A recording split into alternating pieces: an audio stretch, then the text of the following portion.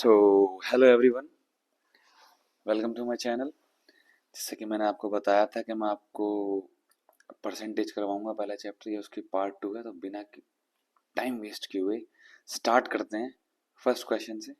ठीक है, मैं बहुत बेसिक से समझाऊंगा, सॉरी छोटी छोटी चीज़ें, मैं कोई ट्रिक व्रिक आपको कुछ नहीं बताऊंगा। आपको सिर्फ चैप्टर समझना है, अच्छे से बेसिक समझना है कि चैप्टर होता क्या है। जब आप प्रैक्टिस करते रहेंगे तब आपकी स्पीड स्पीड खुद ब खुद बढ़ जाएगी। अभी आपको स्पीड पे ध्यान नहीं देना है, शॉर्ट ट्रिक्स पे ध्यान नहीं देना है। सबसे पहले आपका काम क्या है, आपको ये समझना है कि परसेंटेज है क्या। देन लेटर आप सब कुछ समझ जाएंगे कि कैसे मैं अपने सॉल्यूशन करूं। आप प्रैक्टिस करते रहेंगे, एक बुक करेंगे, एक बुक को 5-6 बार 10 बार करें। जब आपको लगता है कि अब आप ये बुक सॉल्व कर ले रहे हैं आसानी से, देन आप नेक्स्ट बुक पर जाएं। सजेशन है और ऐसा ही करना है। नेक्स्ट बुक पर जाएं, उसको सॉल्व करें, तब आपके खुद के तरीके खुद डेवलप करेंगे आप, तब आपको परसेंटेज आएगा। अभी आप सिर्फ बेसिक समझिए कि परसेंटेज है क्या। तो पहला क्वेश्चन पढ़िए। A number is first increase by 16%, then increased by 14%. The number so obtained is now decreased by 30%. What is the net increase or decrease percent in the original number? ठीक, तो करते हैं।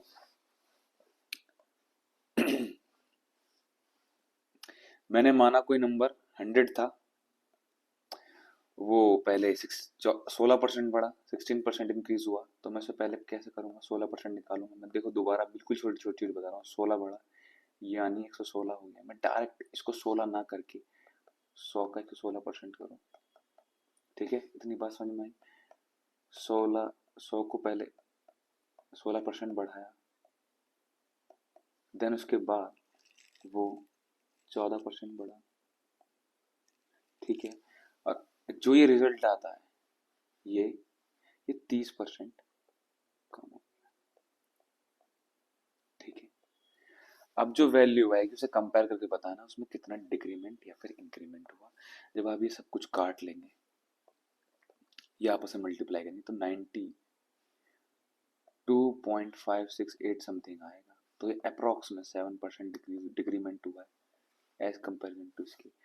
For example ये 93 हुआ है, तो कितना घटा है? 7। ठीक है, कितने पर? 100 पर। 7 घटा है 100 पर। 700 का कितना परसेंट होता है? 7%। आई थिंक मेरी बात समझ में आई होगी। तो 7% डिक्रीमेंट। ठीक है, और आपको कोई भी प्रॉब्लम होगी किसी भी चीज में, then DM me on my Instagram और मेरा टेलीग्राम चैनल भी, मैं आपको लिंक बता देता हूँ।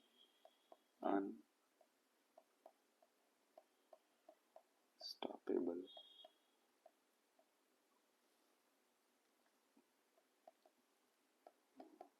Sorry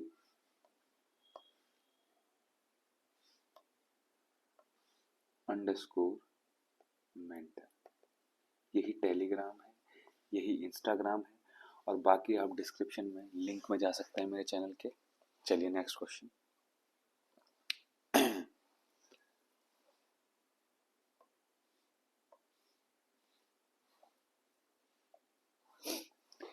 In a constituency, 50% of the total number of the voters are males and the rest are females. If 40% of the males are illiterate and 40% of the females are literate, then by what percent is the number of literate males more than that of illiterate females? किसी भी निर्वाचन क्षेत्र में कुल मतदाताओं की संख्या 55% है, पुरुष और बाकी महिलाएं हैं। यदि 40% पुरुष अनपढ़ हैं और 40% महिलाएं शिक्षित हैं, यानी 60% पुरुष पढ़े लिखे हैं और 60% महिलाएं अनपढ़ हैं, तो अनपढ़ महिलाओं की तुलना में शिक्षित पुरुषों की संख्या कितने प्रतिशत अधिक होगी? ठीक है, मैं इसे 1000 मान के चलता हूं। मान लिया कि टोटल जो संख्या है वो 1000 है। टोटल जो कॉन्स्टिट्यूएंसी में 1000 जो निर्वाचन क्षेत्र है उसमें 1000 लोग हैं, जिसमें 55% जो है पुरुष हैं। कौन है? पुरुष। यानी 550 हो गए, 1000 का 55%। मैं बार बार निकाल के बता रहा हूँ आपको, छोटी से छोटी चीज। 55% कितना हुआ? 550। देन ये कितना बचा? 450। ये क्या होगी? फीमेल्स। ये टोटल फीमेल्स की बात कर रहा हूँ, टोटल फीमेल्स, और ये मेल्स। ठीक है, इसमें 40% जो है वो इलिटरेट है। अब आपको लास्ट में देखना है, आपको लास्ट लाइन पढ़ने, निकालना क्या है आपको। अनपढ़ महिलाओं की तुलना में शिक्षित पुरुष। शिक्षित पुरुष, शिक्षित पुरुष कितने होंगे? 60% होंगे। जब 40% जो है इलिटरेट यानी अनपढ़ हैं, तो 60% पढ़े लिखे होंगे। तो 550 टोटल पुरुष हैं, इसका 60% कितना होगा? 330 कितना होगा? 330। ये कौन है? लिटरेट, ठीक है, लिटरेट। ये कौन है? लिटरेट, ये पढ़े लिखे हो गए। और क्या बोल रहा है? शिक्षित, सॉरी, तो अनपढ़ महिलाएं, 40% महिलाएं पढ़ी लिखी हैं, फीमेल्स आर लिटरेट यानी पढ़ी लिखी, तो 60% जो होंगी अनपढ़ होंगी। इन दोनों का ही कंपैरिजन करना है। कितनी हो गई? 270। कम बताना क्या है? ये आगे लिटरेट मेल्स, ये आगे इलिटरेट फीमेल्स, यानी पढ़े लिखे आदमी और अनपढ़ महिलाएं। अनपढ़ महिलाओं की तुलना में शिक्षित पुरुषों की संख्या कितने प्रतिशत अधिक है? 60 अधिक है। कितनी अधिक है? 60। कितने पर? 270 पर। कितना हो गया? 3 दूनी 6, 3 निम 27। जब ये 200/9 आएगा, कितना आएगा? 9 दूनी 18, 9 दूनी 18, 2 सही। कितने ज्यादा है? 22 सही, 2/9%। ठीक है, समझ में आएगा आपको। जो भी प्रॉब्लम होगी, और हाँ, ये जो मैं क्वेश्चन करवा रहा हूँ, ये सीजीएल, सीएचएसएल, सीपीओ के प्रीवियस है। अगर आपको लगता है ये क्वेश्चन हार्ड है, वैसे हार्ड तो कुछ भी नहीं है। मैंने फिर से बोल रहा हूँ कि आप अपना बेसिक स्ट्रॉन्ग करें, ताकि एग्जाम में कोई सा भी क्वेश्चन आए आप उसको अटेम्प्ट कर सके। ठीक है, और बाकी अगर आपको जब भी तब भी लगता है, तो सब जितने भी बच्चे हैं वो मोस्टली कॉमन बुक होगी। जीएस के लिए लूसेंट होगी, और मैथ के लिए वो S D Yadav, R S Agrawal, जो भी अंक गणित जो भी होगी, आप वो बता दें कमेंट सेक्शन में कि मैं कौन सी बुक करवाऊं। फिर मैं उसी बुक के टाइप वाइज क्वेश्चंस की प्रैक्टिस आपके करवा दूंगा, समझा के, बिल्कुल बेसिक। मैं कोई ट्रिक नहीं बताऊंगा। ठीक, next question. Raghav spends 80% of his income if his income increased by 12% and the saving decreased by 10%, then what will be the percentage increase in his expenditure? ठीक, राघव अपनी आय का 80% खर्च करता है, इट मीन्स 20% बचाता है, यदि उसकी आय 12% वृद्धि होती है और बचत 10% कम होती है। ठीक, माना राघव की आय 100 है, वो 80% खर्च करता है, इसको इंग्लिश वाले एक्सपेंडिचर करेंगे। ठीक है, और 20% क्या है उसकी? सेविंग यानी बचत। क्या है? सेविंग यानी बचत। उसकी आय में 12% इंक्रीमेंट होता है, कितनी हो गई? 112। और 12% यानी 100 का 12%। देखो मैं बार बार छोटी छोटी चीज नहीं बताऊंगा। 12 बढ़ गई, 112 हो गई। ठीक, और उसकी सेविंग्स में 10% डिक्रीमेंट होता है। 10% यानी 20 का 10% कितना होता है? 2, यानी 2 घट गई। मैं डायरेक्ट इसका 20 का 10% घट गई ना, 90% निकालता। कैसे भी कर सकते हैं, बाकी ऐसे ही करें आप। कितनी होगी? 18। तो यानी सेविंग कितनी होगी इसकी? अब 112 माइनस 18 करेंगे तो कितना आएगा? 12 में से 8 गए 4, 10 में से 1 गए 9, कितनी होगी? 94। तब वो पूछ क्या रहा है? उसके एक्सपेंडिचर में, उसके खर्च में कितने परसेंट की वृद्धि हुई? कितनी वृद्धि हो रही है? 14। कितने पर? 80 पर। मतलब क्या है इसका? 14 80 का कितना परसेंट है? मैं बार बार यही चीज रिपीट कर रहा हूँ कि 14 80 का कितना परसेंट है। हम पुराने वाले से कंपेयर कर रहे हैं। कितने परसेंट इंक्रीमेंट हुई? 80 पर हुई है ना इंक्रीमेंट। कितने होगी? 8 एकम 8, 8 सत्ते 56, 8 पंजे 40, 7.5 इंक्रीमेंट। ठीक है, चौथा क्वेश्चन जल्दी से पढ़ेंगे आप।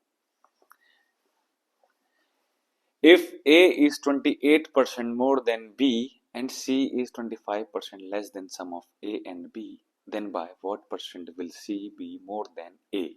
Correct to 1 decimal place. ठीक, A B से 28% अधिक है, C तथा C A और B के योग से 25% कम है। A B से, B 100 है तो A 128 होगा। C is 25% less than sum of A and B। इन दोनों का सम कितना होता है? 228। ये मैं C की बात कर रहा हूँ। C इनसे 25% कम है, यानी इनका 75% है।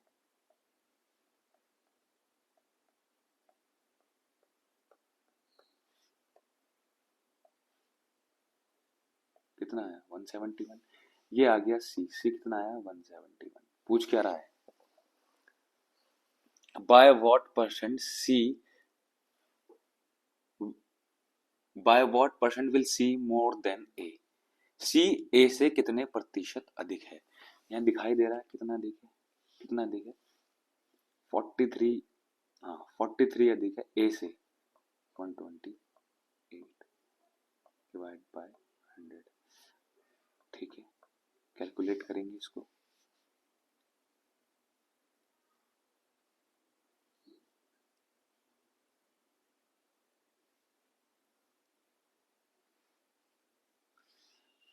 कितना अधिक है? 43 अधिक है कितना? A से कितने प्रतिशत अधिक है?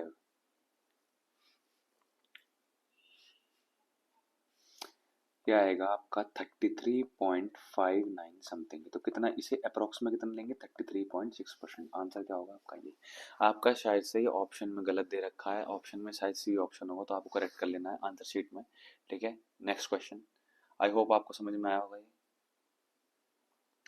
Next question, if 60% of a number is 120 more than 20% of the number, then 28% of the number is less than 33 by 13% of the number by। ठीक है, तो क्या कह रहा है? यदि किसी संख्या का 60% किसी संख्या के 20% से 120 अधिक है, तो संख्या का, ये उसी एक ही संख्या की बात कर रहा है, यहाँ करेक्ट कर लेना, उसी सेम संख्या की बात कर रहा है, इंग्लिश में पढ़ लेना।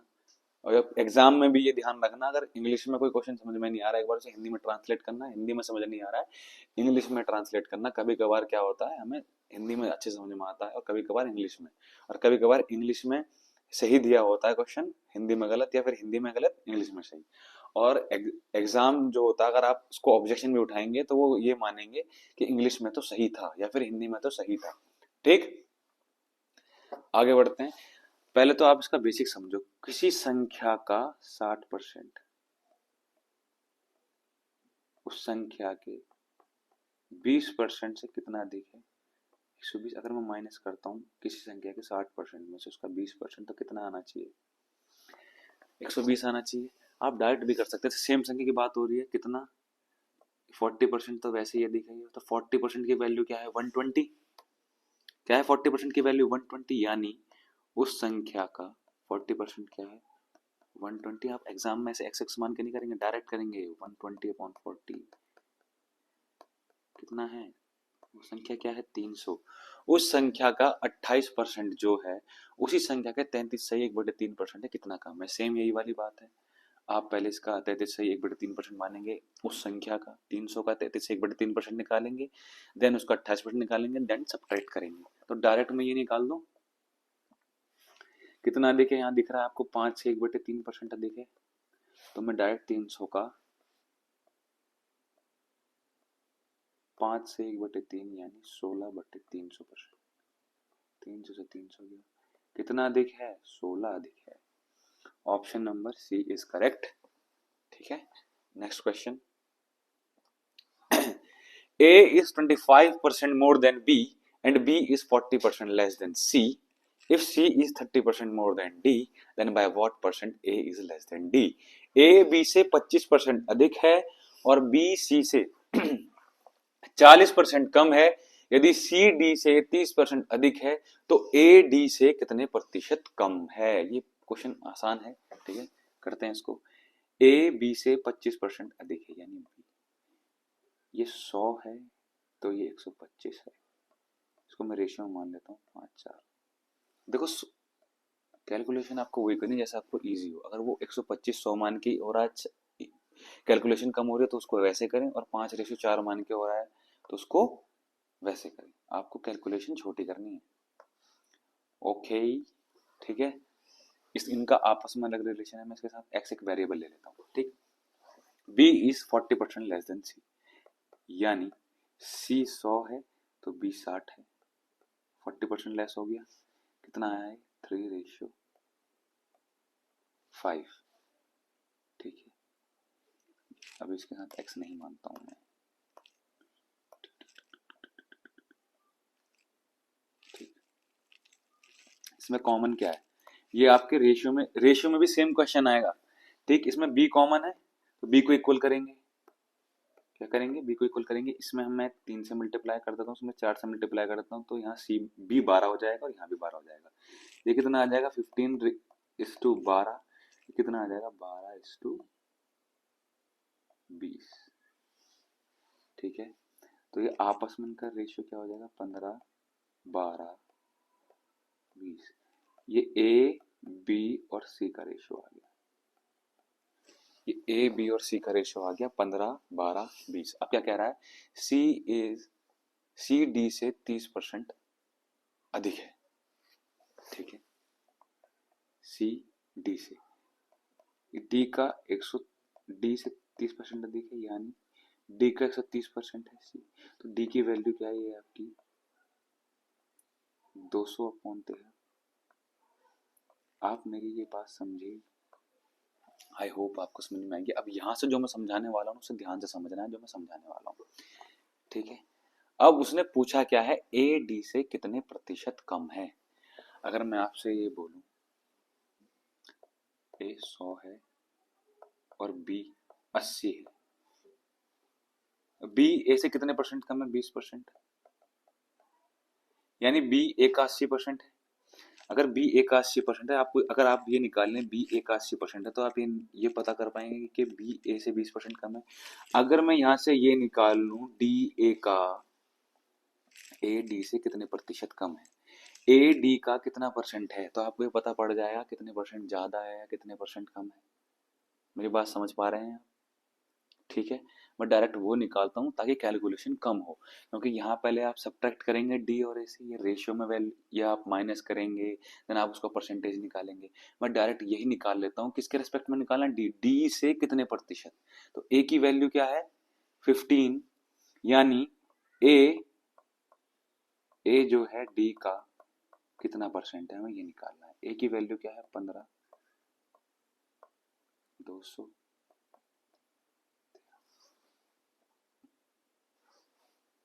परसेंट, ठीक है।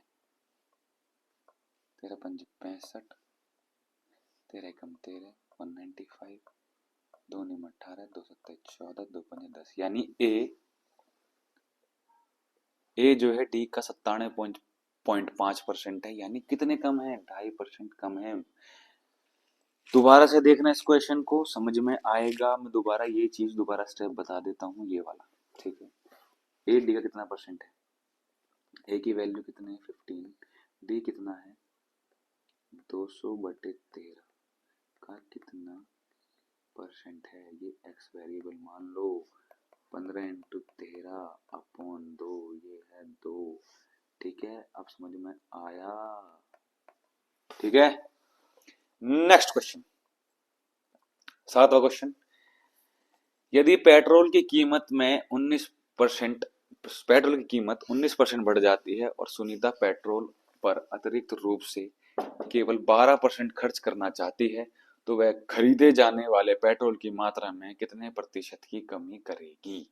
ठीक है, मैं आपको छोटा तरीका बताता हूँ, बाकी आपको अगर किसी और तरीके से आता हो तो वो करें, इससे समझें, ठीक। करते हैं, मान लिया 10 रुपए लीटर पेट्रोल था, 10 रुपए पर लीटर पेट्रोल था, और 10 लीटर पेट्रोल खरीदती थी सुनीता देवी।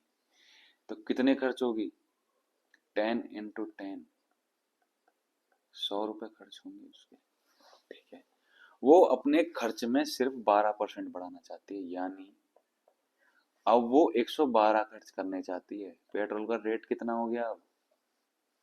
11.9। ठीक है, कितने लीटर पेट्रोल खरीद लेगी अगर हम ये निकाल लें तो 10 से कंपैरिजन करेंगे तो पता लग जाएगा हमें कितने परसेंट कम करना होगा।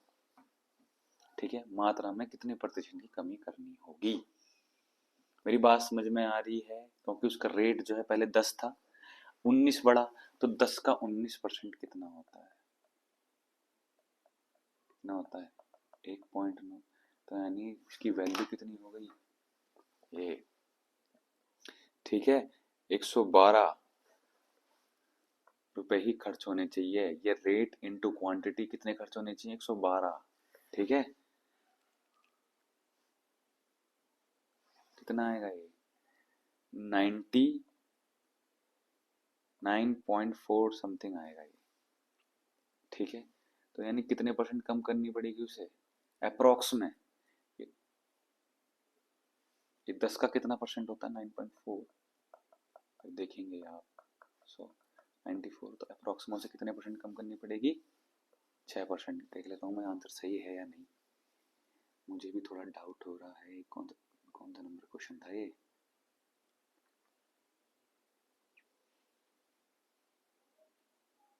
सेवन।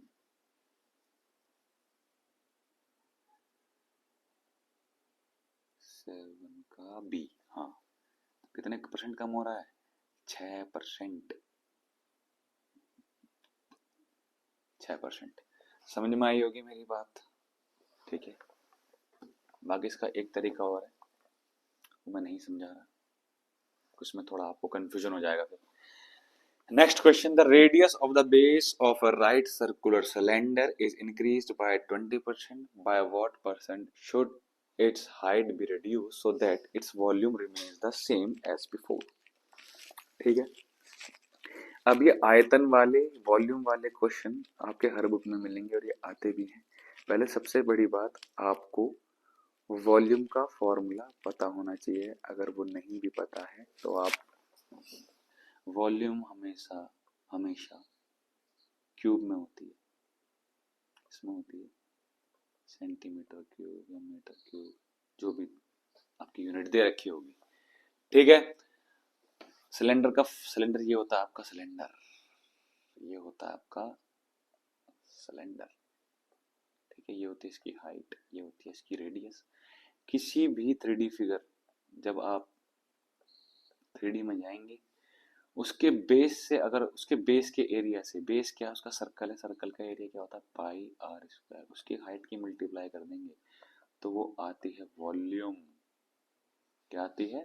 वॉल्यूम। और ये हर लेवल के एग्जाम में आता है, ये वाला क्वेश्चन हर लेवल के एग्जाम में, ये वाला क्वेश्चन हर लेवल के एग्जाम में आता है। ठीक है, आयतन वाला। तो इसका फॉर्मूला क्या हुआ? πr²h। क्या कह रहा है? 20% इंक्रीमेंट हो जाता है उसके रेडियस में, तो उसकी हाइट में कितने परसेंट डिक्रीमेंट करे ताकि एरिया सेम रहे। ठीक है, पाई कॉमन है दोनों में, मैंने माना उसकी पहले R1 थी, H1 थी, बाद में बढ़ाकर जो उसकी 20% भरी वो R2 हो गई और ये H2 हो गई। ठीक है, पाई कॉमन है, तो यानी मैं मान लूँ R 10 है, 10 × 10 × H1 इक्वल्स टू 12 × 12 × H2। ये बराबर होनी चाहिए, डिपेंड करता है हमारे H1 H2 पर। ठीक है, वो कितना है और कितना बढ़ेगा, कितना बढ़ाना चाहिए। ठीक है, पहले रेडियस 10 थी, अब 20% बढ़ गई। 10 का 20% कितना होता है? बार बार एक ही चीज रिपीट कर रहा हूं मैं, कितना हो गया? 2। 2 कितनी हो जाएगी ये? 12। ठीक है, तो H1/H2 कितना आएगा? 12 × 12 कितना होता है? 144। ये उधर जाके डिवाइड में आ जाएगा 100। कितना आएगा ये? 4 × 12, 4 × 24, 4 × 2 8, 4 × 5 20। कितना? 11 घटाना पड़ेगा, कितने पर?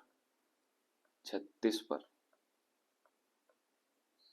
ठीक है, 36 पर 11 घटाना पड़ेगा, कितने परसेंट कम करना पड़ेगा? यानी कि 11 36 का कितना परसेंट है, पुराने वाले के रेस्पेक्ट में करेंगे हम। 11 घटाना पड़ेगा 36 पर, 4 नीम 36, 4 दूनी 8, 4 पंजे 20, 25 एकम 25, 275 आएगा ये, 25 एकम 25, हाँ, अपॉन 9, 9 तिया 27, 30 सही 5/9% हमें हाइट जो है घटानी पड़ेगी, ताकि जो उसका एरिया सेम रहे, ताकि उसका एरिया ये सेम रहे। आई होप आपको समझ में आया होगा। नेक्स्ट क्वेश्चन, क्वेश्चन नंबर 9, ठीक। Monika spends 72% of her income if her income increased by 20% and saving decreased by 15%, then her expenditure increased by, ये सेम पहले जैसा क्वेश्चन है, आप इसको खुद ट्राई करेंगे, नहीं करेंगे तो मैं करवाऊंगा, ठीक है। सेम पहले जैसा क्वेश्चन है, ठीक से आप खुद करेंगे, ये आपका होमवर्क है, ठीक है। हम इसको करते हैं। Anuja owns 66 is to 2/3% of a property. If 30% of the property that she owns is worth 1,25,000, then 45% of the value of the property is, ठीक है। जो अनुजा है वो प्रॉपर्टी का 66 से 2/3% ओ करती है, और जो वो 66 से 2/3 ओ करती है उसका 30% 1,25,000 है, ठीक है। मान लिया टोटल जो प्रॉपर्टी है उसका 66 इज टू 2/3 कितना होता है, 3×18 198 प्लस 2/3% कितना होगा, 200/300, यानी 2/3, उसका 2/3, ये समझ में आया कैसे होता है। 2/3 का 30% कितना है,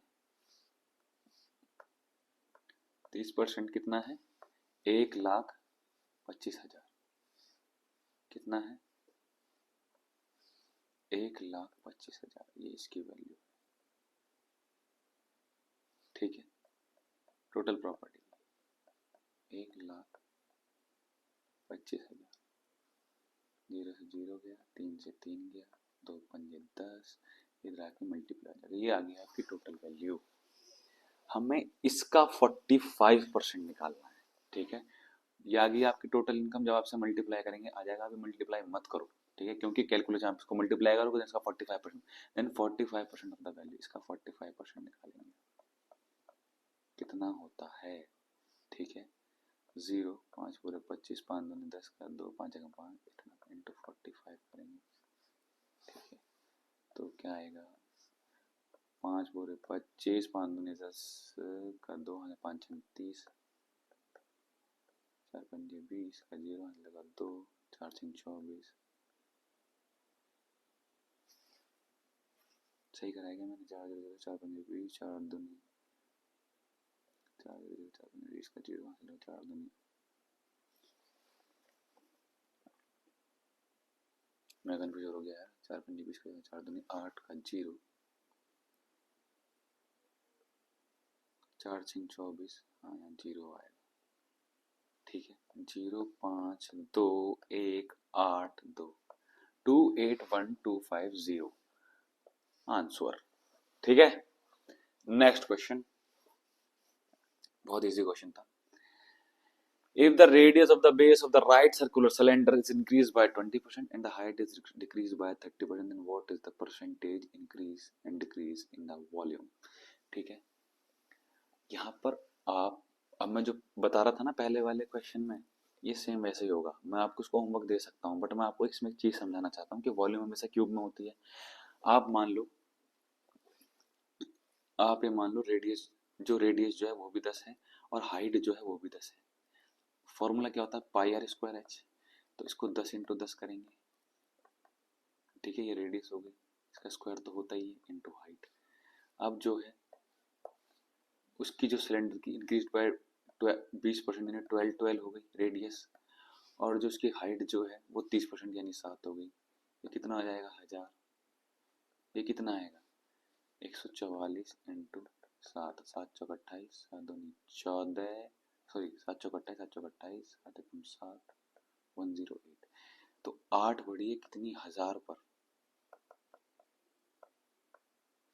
कितनी 0.8% इंक्रीमेंट। आप मेरी बात समझ में आई मैं क्या कहना चाह रहा हूँ। वहां पर मैंने इसलिए नहीं लिया दोनों को क्योंकि वहां एक की बात हो रही थी, वहां भी लेके हो जाता पर वहां दोनों में डिक्रीमेंट इंक्रीमेंट नहीं होता, वहां एक की बात हो रही थी, इसलिए मैंने H1 और H2 लिया। जब भी वॉल्यूम की बात होगी दोनों में इंक्रीमेंट डिक्रीमेंट हो रहा होगा तो आप एक ही वैल्यू माने कर सकते हैं। आप मैंने दोनों को 10 मान लिया। फॉर एग्जाम्पल अगर क्यूब होगा, क्यूब की वॉल्यूम क्या होती है, क्यूब की जो वॉल्यूम होती है वो होती है ए क्यूब। ठीक है, क्यूब की वॉल्यूम बढ़ेगी मान लो 20% बढ़ गई। क्यूब की वॉल्यूम पहले वाली मैंने 10 मान ली, वो कितनी आएगी 1000। फिर आप यहाँ 12 का क्यूब करेंगे, 12 का क्यूब जो भी आएगा उतना इंक्रीमेंट होगा। ठीक है, मेरी बात समझ में आई मैं क्या क्या समझाना चाह रहा हूँ। Next question, Rishu saves X% of her income if her income increased by 26% and the expenditure increased by 20%, then her savings increased by 50%. What is the value of X? इस क्वेश्चन को बहुत ध्यान से समझेंगे, बहुत ध्यान से समझेंगे। रेशियो अपनी आय का X% बचाती है। ठीक है, यदि उसकी आय में 26% की वृद्धि होती है और व्यय में 20% की वृद्धि होती है तो उसकी बचत 50% की वृद्धि होती है। एक्स का मान ज्ञात करें। मैंने माना उसकी बचत जो है वो एक्सपेंडिचर को ई मान लो, ये एक्स है। ठीक है, ये उसकी बचत X% हो गई। अगर आप 100 का X% में निकालेंगे ना तो वो X ही आएगा। ठीक है, ये X है और दूसरी उसकी आय कितनी बढ़ी 26% यानी कि 26 हो गई। उसकी एक्सपेंडिचर में कितनी बढ़ोतरी होगी 20%, 20% यानी ई का ये होगी। ठीक है, यानी 6/5। ठीक है, तो उसकी बचत कितनी होगी, अब कितनी परसेंट की वृद्धि होगी। उसकी बचत क्या थी पिछली बचत में 50% की वृद्धि हो गई। कितनी हो गई 50% की वृद्धि। ये आई नई वाली बचत, नई इनकम माइनस नया एक्सपेंडिचर इक्वल्स टू पुरानी बचत से 50% ज्यादा है तो मैंने इसका 150% कर दूंगा तो नई वाली बचत के बराबर होगी या नहीं होगी ये बता दो मुझे बस। ठीक है, कितना है 126 minus 6e by 5 equals to 100e minus 3/2। ठीक है, इसे मैं प्रॉपर सॉल्व करके दे बताता हूँ। 126 minus 6e by 5 equals to क्या आ जाएगा 150। 100 इंटू 3/2 कितना आएगा 50। मैं छोटी छोटी चीज भी करके बता रहा हूँ आपको। 3e/2 ये 150, ये 126 जब इधर आएगा तो कितना आएगा, ये 24 इधर आके माइनस हो जाएगा। चलो यार कर ही देता हूँ पूरा। ठीक है, इधर आके प्लस हो जाएगा 3e/2 minus 6e/5 equals to 150 minus 126। ये कितना आएगा 24। ठीक है, ये कितना आएगा एलसीएम आएगा आपका 10, 15e माइनस 12e तो e कितना आएगा 3e/10 equals to 24। e equals to 24 A कितना है 80 यानी ई 80 था। कितना था 80 तो x की वैल्यू कितनी होगी, बचत कितनी होगी 20 यानी 100 का कितना परसेंट होता है 20% ही तो होता है। तो कितनी थी x की वैल्यू 20%, 7 करोड़। आगे बढ़े। A is 40% less than B and C is 40% of the sum of A and B, then by what percent B is greater than C? इस क्वेश्चन को आप खुद करेंगे। इस क्वेश्चन में कुछ भी नहीं है, कुछ भी नहीं है, कुछ भी नहीं है। ठीक है, खुद से ट्राई करेंगे इस क्वेश्चन को। ठीक है, चलो यार करवा देता हूँ मैं। A is 40% less than B. A is 40% less than B. A B से 40% कम है, ये होगी। ठीक है, कम है। और सी ए और बी के योगफल का 40% कितना हो गया? 160। इसका 40% है 64। सी की वैल्यू है कितनी? 64। इतनी बात समझ में आ रही है? कितना है? 64। ठीक है, क्या कह रहा है? बी सी से कितने प्रतिशत अधिक है? बी सी से कितना अधिक है? 36 अधिक है। कितने से? सी से कंपैरिजन कर रहा है। ठीक है, 4 निम 36, 4 एकम 4, 4 छिंग 24, 4 चौक 16, 4 दूनी 8, 4 पंजे 20, 25 निम्मा 225, 4 पंजे 20, 4 छिंग 24, 1/4, 56 से 1/4। ठीक है, आगे बढ़ते हैं। इस क्वेश्चन को ध्यान से पढ़ेंगे। The monthly salaries of A and B are the same. A, B, C donate A 10%, 8%, 9% respectively of their monthly salaries to a charitable trust. The difference between the donation of A and B is 400. The total donation by A and B is 900 more than that of C. What is the monthly salary of C? The difference between the donation of A and B is 400. The monthly salaries of A and B are the same. देखो ये वाली line पढ़ो, same है ना। मैं आपको एक चीज समझाता हूँ पहले। मान लो ए की भी सैलरी 100 है, बी की भी सैलरी 100 है, मान लिया ना सेम है, ऐसा है नहीं इसमें। तो मैं इसका 10%, इसका 10% निकालता हूँ डोनेशन का, इसका 8% निकालता हूँ डोनेशन, कितना आएगा? 18।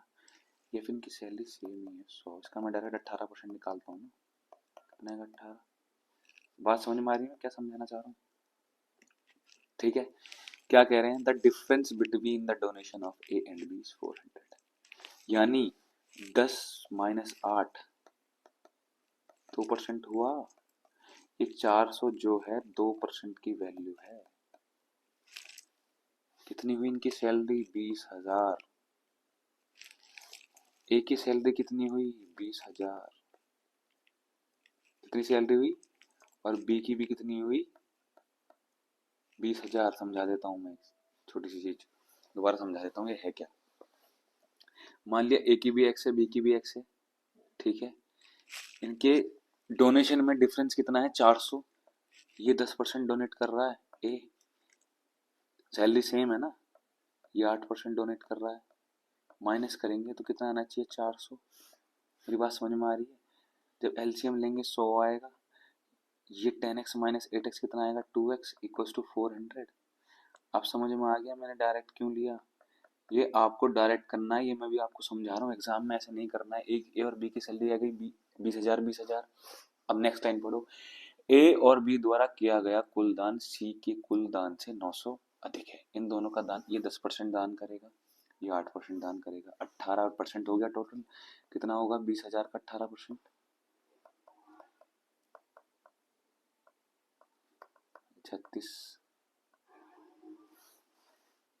36,000 ही होगा ना। 3600। 10% इसका निकालो, कितना आएगा? 2,000। इसका 8% निकालो, कितना आएगा? 16,000। 20 का 8% कितना आएगा? 16,000। कितना आ गया टोटल? ए और ए प्लस बी का डोनेशन कितना आ गया? 3600। 36,000 होगा, क्या होगा? 3600 होगा। 10% है ना।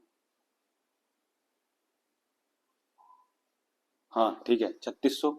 क्या कह रहा है? C B sorry, A and B 900 more than C. A और बी का डोनेशन सी के डोनेशन से 900 ज्यादा है। अगर मैं इसे 900 माइनस कर दूं, कितना आता है? 2700। ये सी का डोनेशन आ गया। सी की सैलरी पूछ रहा है, सी कितना डोनेट कर रहा था? 9% कर रहा था अपनी सैलरी का। सी की सैलरी कितनी है? सैलरी कितनी है सी की? सी की सैलरी कितनी? सैलरी का 9% कितना होना चाहिए? 2700। ये 9 डिवाइड में जाएगा, 9 तिया 27, कितना आया? 30,000। सी की सैलरी कितनी है? 30,000। समझ में आया होगा आपके। Next question. Renu saves 20% of her income if her expenditure increased by 20% and income increased by 29%, then her saving is increased by what? ठीक है, रेनू अपनी आय का 20% बचाती है।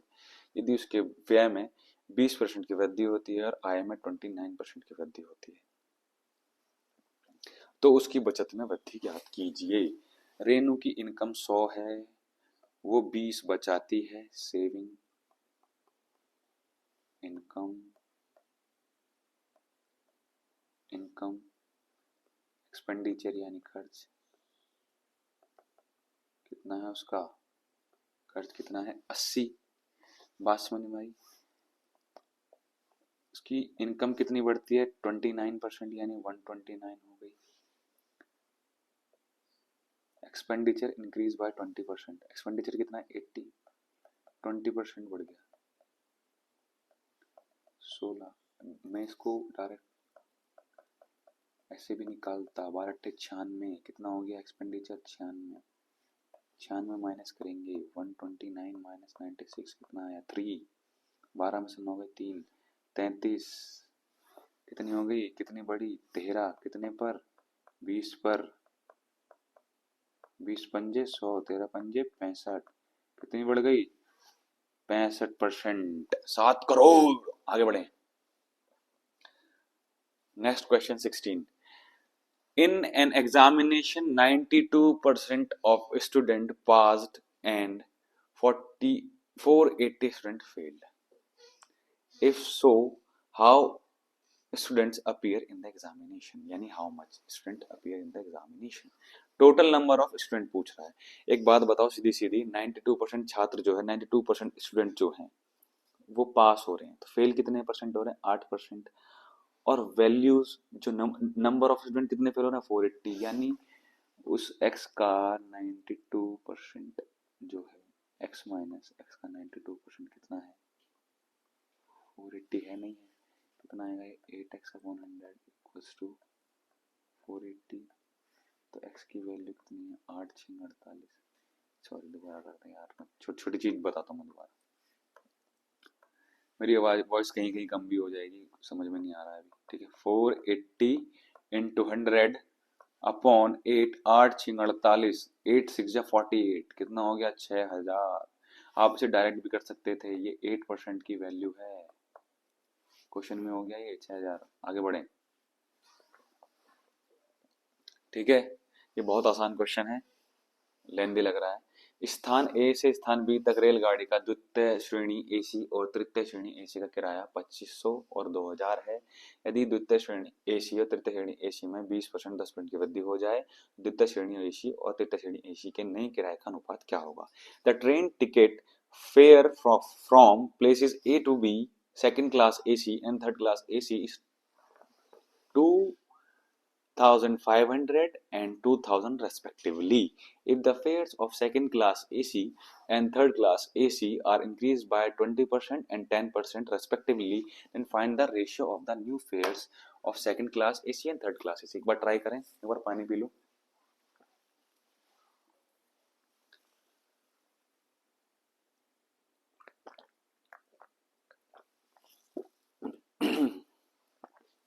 ठीक है, करवाता हूं मैं। जो पहले वाला एसी का किराया था वो कितना बढ़ा? 20%। रेशियो तो निकालना है, हम सॉल्व क्यों करें? कितना बढ़ा?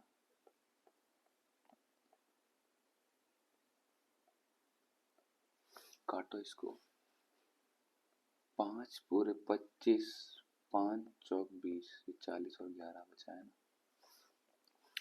ठीक है, ये 0 से ये 0 गया, 4 तिया 12, कितना बचा? 3 पंजे 15, 15 रेशियो 11 आंसर। आगे बढ़े।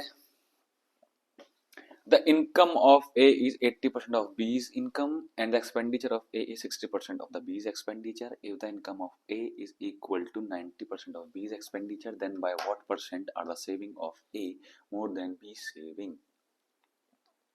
ठीक है, A की आय B की 80% है, ठीक है, B की आय की A की आय B की आय की 80% है, यानी ये 100 है तो ये 80 है, मैं से 4:5 लिख लेता हूँ, ठीक है। A is 60%, expenditure of A is 60% of the expenditure of B. B का एक्सपेंडिचर 100 है तो A का एक्सपेंडिचर 60 है। ये एक्सपेंडिचर का रेशियो है और ये इनकम का रेशियो है, इनको मिक्स मत कर देना। कितना है 3:5। क्या कह रहा है वो, इनके साथ अलग अलग वेरिएबल लेते हैं, ठीक है, ये आपस में कुछ भी सेम नहीं है, ठीक है। क्या कह रहा है, if the income of A is equal to the 90% of the B's expenditure. A की इनकम कितनी है 4x, बी का एक्सपेंडिचर कितना है 5, इसका 90% है। बात समझ में आ रही है? x अपॉन ये y इधर आके डिवाइड में चला जाएगा, ये 90 इंटू 5 अपॉन 100 इंटू 4 आया, ये गया, ये 5 दूनी 10, x अपॉन वाई कितना आया 9/8। बात समझ में आ रही है? x की वैल्यू कितनी आई 9, तो इनकम कितनी आई, इनकम कितनी आई 9 की वैल्यू रखें कितनी आई 36, बी की इनकम कितनी आई 9×5 45, ए और बी की इनकम। y की वैल्यू क्या है 8, ये हो गया एक्सपेंडिचर, 8 दिया 24 एक्सपेंडिचर हो गया ना ये, 3:5 है। y की वैल्यू रखेंगे यहाँ पर y की वैल्यू रखेंगे, ठीक है, तो कितना हो जाएगा 8×5 40, माइनस करेंगे कितना आएगा 12 ही आएगा ना, हाँ ये कितना आएगा 5। पूछ क्या रहा है, ए की बचत बी की बचत से कितने प्रतिशत अधिक है, कितने अधिक है, ए की बचत बी की प्रतिशत से 7 अधिक है, बी की बचत से 5 एकम 5, 5×4 20, 140% अधिक है। आंसर क्या हो गया बी। नेक्स्ट क्वेश्चन,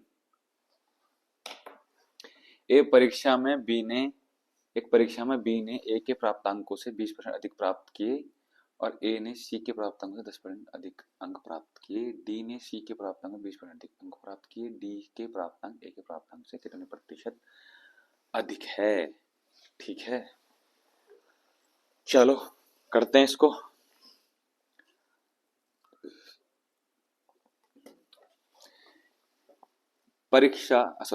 एक परीक्षा में बी ने ए के प्राप्तांकों से 20% अधिक अंक प्राप्त किए।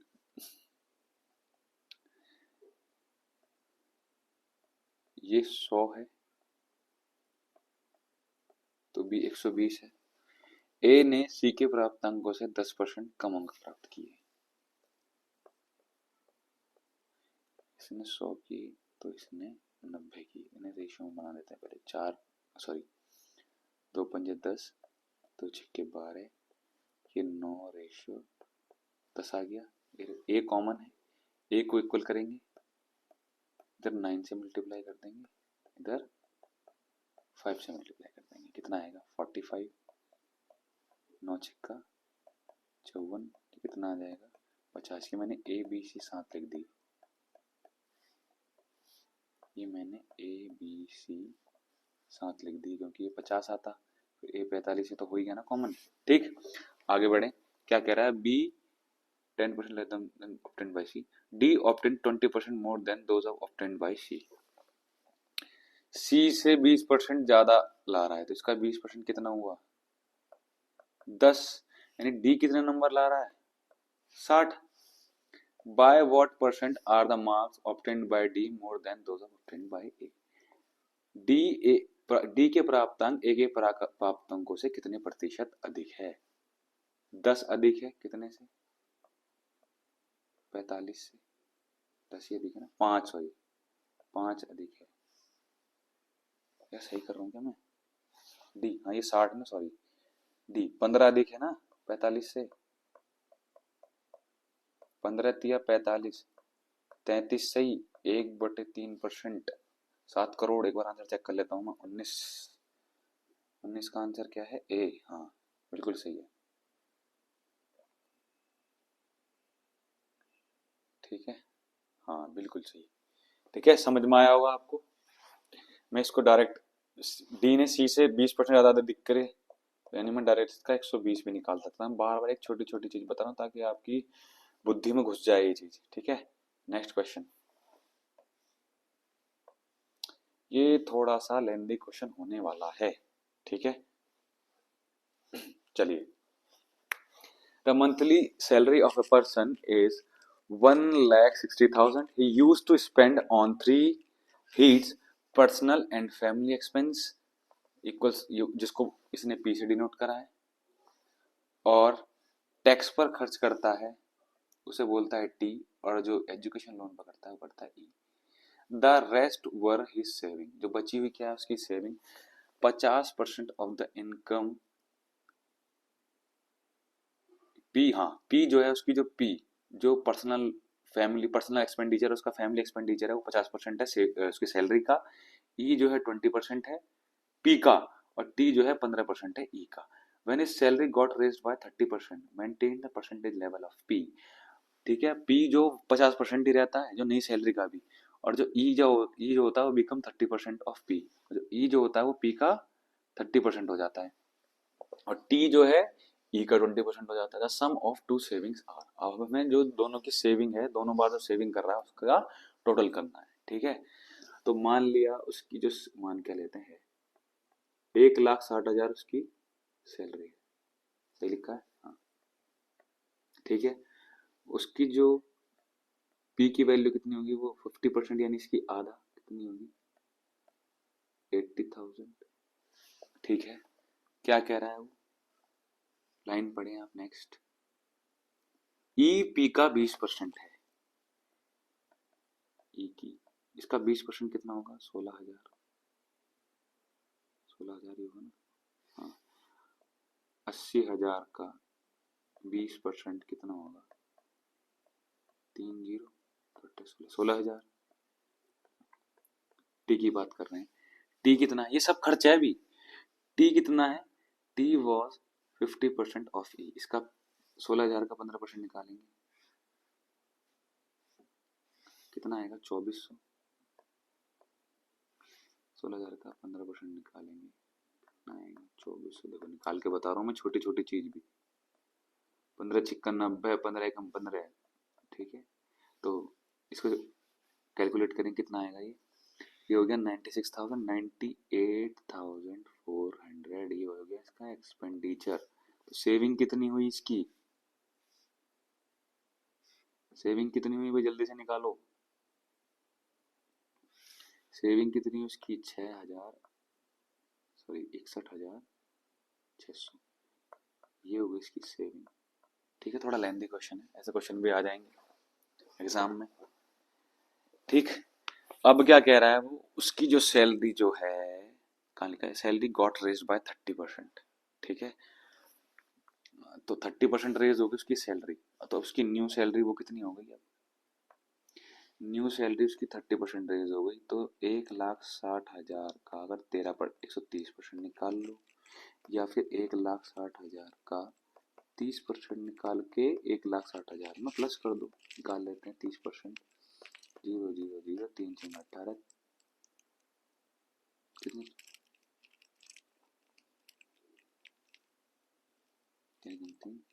कितना हो गया, 0,0, हाँ 48,000 बढ़ गई है, तो कितनी हो गई, 2,08,000 उसकी नई सैलरी हो गई। कितनी हो गई, 2,08,000 उसकी नई सैलरी हो गई। ठीक है जी, आराम से करेंगे इस क्वेश्चन को ताकि समझ में आए। क्या कह रहा है, जब उसके वेतन में 30% की वृद्धि हुई तब पी का प्रतिशत मेंटेन रखता है। पी 50% ही है अभी भी, यानी पी मेंटेन था ना, पहले 50% था, ठीक है, अब भी 50% कितना हो जाएगा, इसका आधा, 50% यानी आधा ही होता है, ये पी हो गया। ठीक है, अब क्या कह रहा है वो, पी का 30% हो गया। अब इसका 30% निकालो, कितना होगा, 0 से 0 गया 0, 0 3 चौक 12, 3 एकम 3, 1,04,000 का 30% कितना होगा। ठीक है, ये होगा। ठीक है, और टी कितना है, टी ई का 20% है, इसका 20% निकालो, 20% ही है ना, टी ई का 20% है, 20% कितना होगा,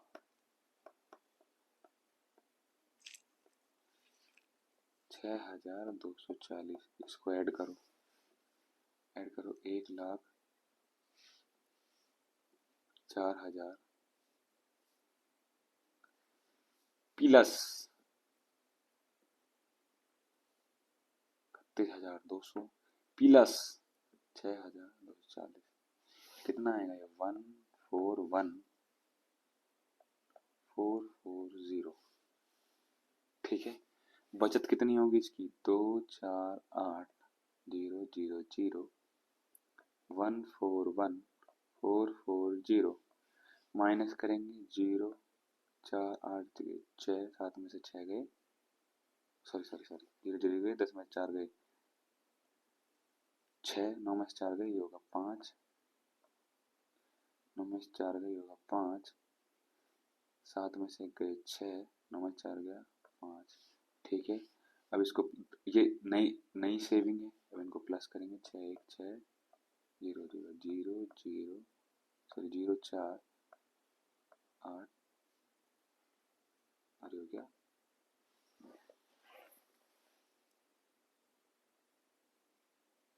कुछ गलत तो नहीं कर दिया यार मैंने,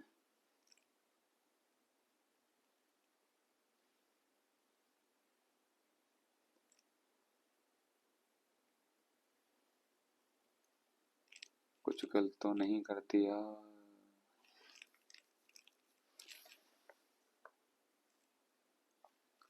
आंसर में है ये, तो जाओ दोबारा करते हैं इसको। ठीक है, एक सेकेंड, कितना है ये,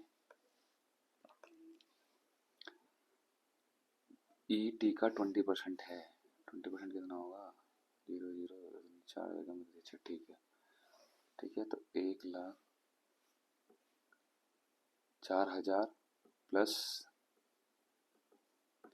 6,240, ठीक है जी, 2,08,000 माइनस 141,440 कितना आएगा, अरे यार ये गलत हो गया मेरे से, 6,6,5,6,0 ये आएगा। ठीक है, दोबारा कर लेते हैं, 141,440 है, 0 6 9 में से 4 गए 5, 7 में से 1 गए 6, 10 में 4 गए 6, हाँ यार ठीक है। अब इसको प्लस कर लेंगे, नई सेविंग आ गई, पुरानी सेविंग क्या थी, ये 0 6 6 5 11, ये हो गया 8 12 12 8 1 6 0, कहाँ है ये आंसर, आंसर। नेक्स्ट क्वेश्चन, 21वां क्वेश्चन, बड़े जल्दी से, इसमें टाइम लग गया ज्यादा। ठीक है, राजू यातायात तथा भोजन का क्रमशः अपनी आय का 10% तथा 20% खर्च करता है, वह शेष आय का 30% कपड़ों पर खर्च करता है, अपनी शेष आय को वह बचा लेता है, यदि उसकी बचत 26,460 हो तो भोजन तथा कपड़ों पर मिलकर कुल खर्च कितना होगा। ठीक है, यातायात यानी कन्वेंस जो उसका स्पेंड 10%, ट्रांसपोर्ट 10%, भोजन पर 20%, बचा कितना 70, भाई 10% जो हो गया वो ट्रांसपोर्ट पर, 20% हो गया वो उसका फूड पर, बचा कितना 70, 30 हो गया ना, ये 70 बचा। ही स्पेंड 30% ऑफ रिमेनिंग कितना है 70, 70 का 30% जो है वो खर्च करता है किस पर, क्लोथिंग पर, 3 सत्ते 21, क्लोथिंग पर 70 माइनस 21 कितना होता है 49, 10 में से 1 गया 9, 6 में 2 के 4, 49। ये अब उसकी टोटल सेविंग बची है 49%, और सेव कितना करता है वो, इतना। तो यानी उसकी सैलरी का 49% किसके बराबर है, 26460 डिवाइड करेंगे, सैलरी आ जाएगी इसकी 26460 इंटू 100 अपॉन 49, 7 7 49, 7 दिया 21, 7 7 49, कैसे ही कर रहा हूँ मैं, हाँ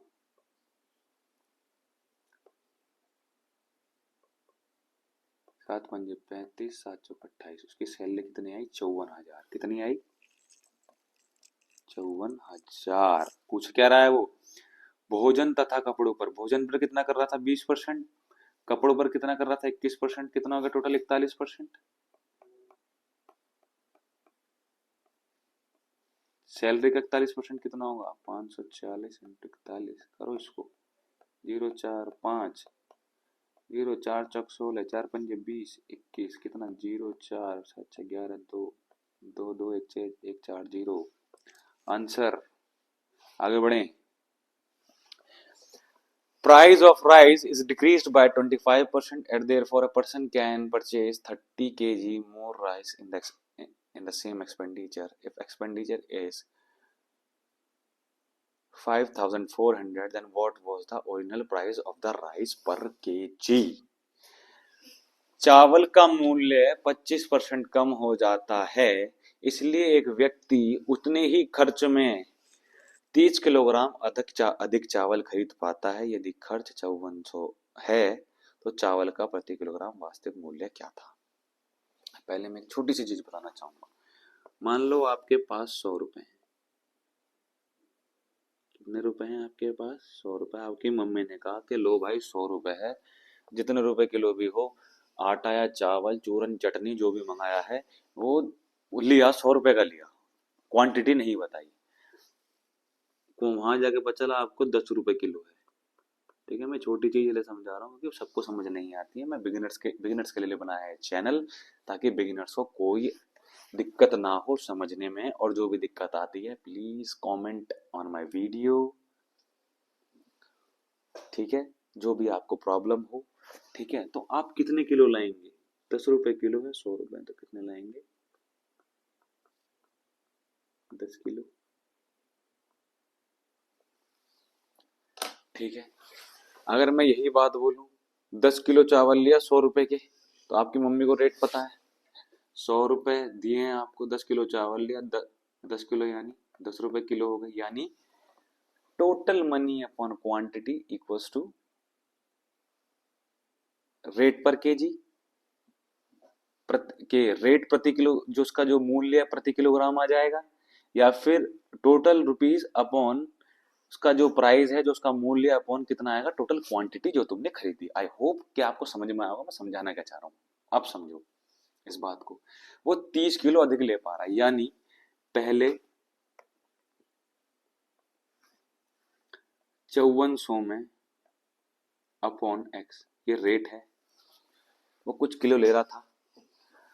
अब वो 5400 में जब उसका रेट कितना घट गया, 25%, यानी एक्स का 75% बचा, वो बचा नहीं बचा, यानी 3/4, एक्स का 3/4 बचा, माइनस कितने किलो ले रहा है, 30 किलो। ये क्वांटिटी आएगी, ये न्यू क्वांटिटी है,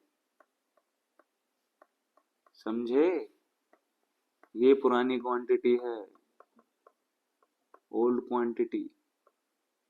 अगर मैं ओल्ड पुरानी क्वांटिटी और ओल्ड क्वांटिटी को माइनस करूं तो 30 केजी का डिफरेंस आना चाहिए, क्योंकि प्राइस घटे हैं, समझे।